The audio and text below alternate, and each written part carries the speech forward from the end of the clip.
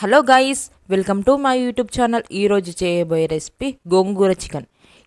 ఈ గోంగూర చికెన్ అని పక్కా ట్రై చేయండి. అంత టేస్టీగా అంత రుచికరంగా ఉంటుందండి. ఇందుకోసం నేను ఒక బాండీ పెట్టుకుని అందులో 1 టేబుల్ స్పూన్ వరకు ఆయిల్ పోసుకున్నాను. ఇక్కడ నేను గోంగూర కట్ట అనేది ఒక కట్ట వరకు తీసుకున్నాను. దీనిని ఆయిల్లో వేసుకొని మంచిగా ఇలా ఫ్రై చేసుకోవాలి. ఇది నూనెలో మంచిగా ఫ్రై చేసుకుంటేనే కూర అనేది మంచిగా టేస్టీగా వస్తుంది. పచ్చి పచ్చిగా ఉంటే కర్రీ అనేది టేస్టీగా ఉండదండి. ఇలా మంచిగా నూనెలో ఫ్రై చేసుకోవాలి.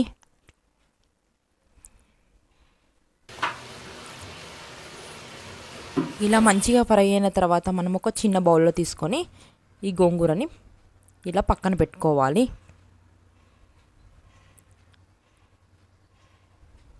మళ్ళా తర్వాత ఇదే బాండ్లో ఒక 2 టేబుల్ స్పూన్ వరకు ఆయిల్ పోసుకోవాలి. ఆయిల్ వేడెక్కిన తర్వాత ఇందులోకి బగారా ఆకు, లవంగాలు 4, కొంచెం చెక్క, 3 యాలకులు వేసుకోవాలి.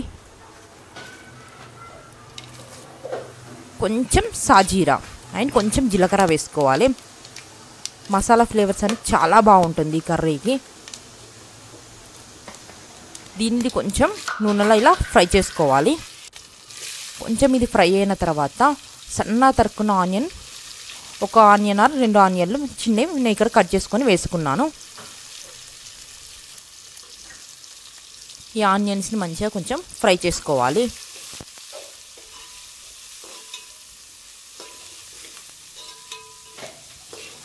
ఆనియన్స్ అనేది ఇలా ఫ్రై చేసుకోవాలి.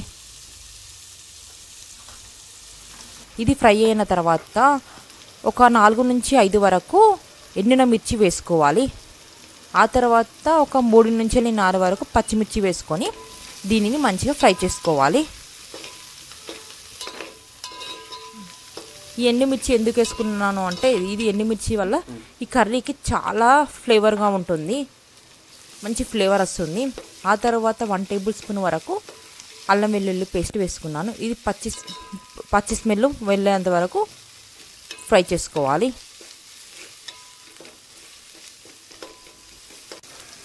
ఇలా ఫ్రై అయిన తర్వాత ఒక పెద్ద సైజ్ టమాటా వేసుకున్నాను. ఇలా చిన్నగా ముక్కలు చేసుకొని దీన్ని కూడా మంచిగా ఇలా ఫ్రై చేసుకోవాలి.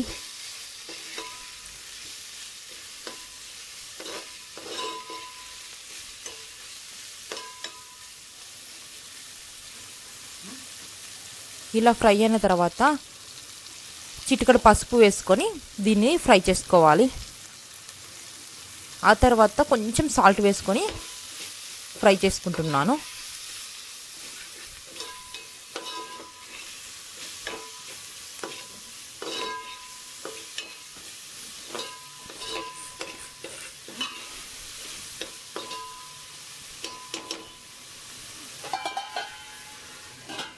ఇలా ఒక 2 మినిట్స్ వరకు మూత పెట్టుకొని మంచిగా ఫ్రై చేసుకున్నాను. ఆ తర్వాత ఇది ఫ్రై అయిన తర్వాత ఇక నేను 1/2 kg వరకు చికెన్ తీసుకున్నాను. ఆ చికెన్ని మంచిగా 2-3 టైమ్స్ శుభ్రం చేసుకొని ఇందులో వేసుకున్నాను. ఈ చికెన్ని మంచిగా కలుపుకుంటూ దీనిని కూడా మంచిగా ఫ్రై చేసుకోవాలి.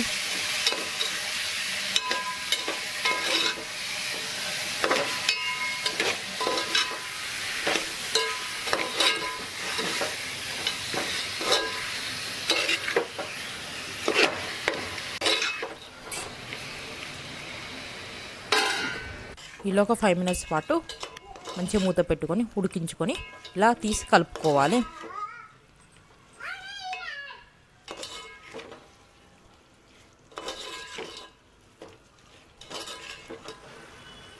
ఇందులోకి నేను 1 టేబుల్ స్పూన్ వరకు కారం వేసుకున్నాను. కారం వేసుకొని దీనిని మంచిగా ఇలా కలుపుకోవాలి.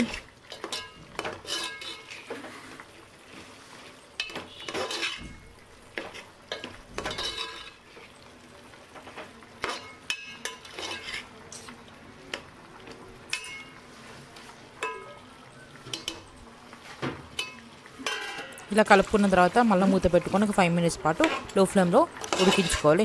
ఆ తర్వాత నేను ఇందులోకి కొన్ని వాటర్ పోసుకొని చికెన్ అనేది 10 to 5 minutes పాటు దీన్ని మంచిగా ఉడికించుకోవాలి. చికెన్ అనేది ఆల్మోస్ట్ ఉడికిన తర్వాతనే మనం ఇందాక ఫ్రై చేసుకున్న గోంగూరని ఇందులో వేసుకోవాలి. దీనిని కొంచెం మిక్సీ పట్టుకొని వేసుకుంటే చాలా సూపర్ టేస్టీగా ఉంటుంది. ఈ గోంగూర మంచిగా కలుపుకోవాలి. ఇది పులుపుదనం అనేది మంచిగా పట్టాలి. ఒక 5 minutes మళ్ళీ ఈ గోంగూర వేసినాక మళ్ళీ ఉడికించుకోవాలి. ఇది పులుపుదనం అనేది చికెన్కి పట్టాలి. ఆ తర్వాత 1 tablespoon వరకు ధనియాల పొడి వేసుకోవాలి. వేసుకొని మంచిగా కలుపుకోవాలి.